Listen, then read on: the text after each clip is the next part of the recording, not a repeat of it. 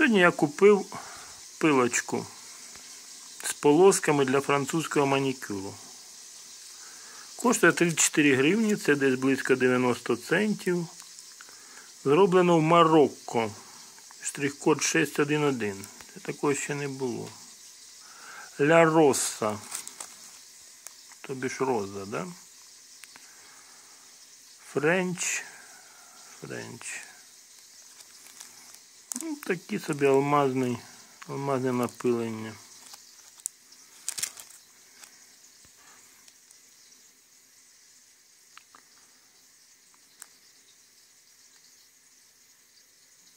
Накрасьте ногті, висушіть лак, наклейте полоски на нігті, краю ногтей висушіть лак, клейте полоски. Ось так от. Що будемо використовувати, ось полоски ці.